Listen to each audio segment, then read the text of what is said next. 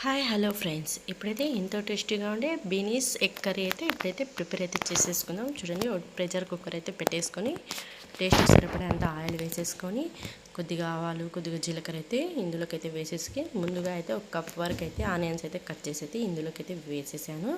చూడండి, ఇదైతే golden white కలర్లో అయితే వేయించుకోవాలి. అలాగే కొద్దిగా అయితే కరివేపాకు అయితే ఇందులోకి అయితే వేసేసుకోవాలి. చూడండి, కరివేపాకు అయితే వేసేసుకోవాలి ఇందులోకి.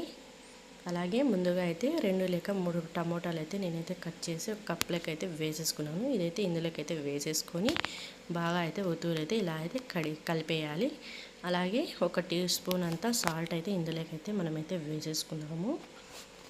చూడండి, 1 టీ స్పూన్ అంతా సాల్ట్ అయితే వేసేసుకొని ఇదంతా బాగా అయితే ఇలా అయితే మిక్స్ అయితే చేసేసుకోవాలి. ముందుగా అయితే కట్ చేసి పెట్టుకున్న బీనీస్ అయితే నేనైతే కడిగి అయితే పక్కన పెట్టేసి ఇందులో ప్రెషర్ కుక్కర్లోకి అయితే బీనీస్ అయితే ఇందులోకి వేసేస్తున్నాను.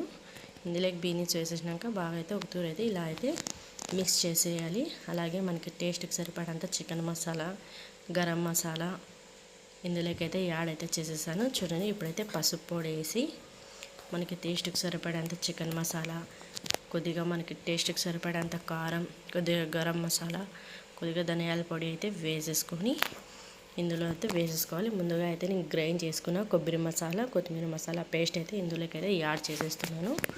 చూడండి, ఇలాగా యాడ్ చేసేసి నేనైతే 1.5 గ్లాస్ వరకు అయితే వాటర్ తీసేసుకొని ఇందులోకి అయితే వేసేసుకుంటున్నాను.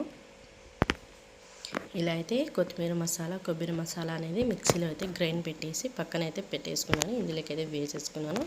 చూడండి, గరం మసాలా, చికెన్ మసాలా, ధనియాల పొడి, మనకి టేస్ట్కి సరిపడేంత ఆశీర్వాద్ కారం పొడి అయితే నేనైతే తీసేసుకున్నాను. చూడండి, ఇలా ఆశీర్వాద్ కారం పొడి మనకి ఎంతో టేస్టీగా ఉండే ఆశీర్వాద్ కారం పొడి చూడండి అంతా వేసేసి ఇలా అయితే మిక్స్ అయితే చేసేసుకొని ప్రెషర్ కుక్కర్లో అయితే 3 విజిల్స్ అయితే పెట్టేసుకోవాలి. అప్పుడే మనకి బీనీస్ కర్రీ అనేది ఎంతో టేస్టీగా 15 మినిట్స్లో బీనీస్ కర్రీ అనేది ప్రిపేర్ అయితే అయిపోతుంది.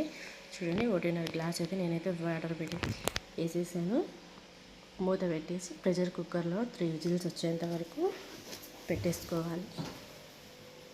ఇదైతే రోటీలకు కానీ, పూరీలకు కానీ, వైట్ రైస్లకు కానీ ఎంతో టేస్టీగా ఉంటుంది ఈ బీనీస్ కర్రీ అనేది. మీకు నచ్చినట్లయితే బీనీస్ కర్రీ అనేది అయితే ట్రై చేయండి. నేనైతే ఇదైతే మధ్యాహ్నం భోజనంలోకి అయితే బీనీస్ కర్రీ అనేది ప్రిపేర్ అయితే చేసేసుకున్నాను. వైట్ రైస్లోకి చాలా టేస్టీగా ఉంటుంది. చూడండి, బీనీస్ ఎగ్ కర్రీ అనేది చాలా అయితే టేస్టీగా ఇంత ఫాస్ట్గా ఉంటుంది. నేనైతే ఎగ్స్ అయితే వేసేటప్పుడు అయితే మీకైతే చూపించలేదు కదా, నేనైతే వేసినది ఒకే ఎగ్గే. చూడండి, 3 విజిల్స్లో బీనీస్ కర్రీ అనేది రెడీ అయిపోయింది.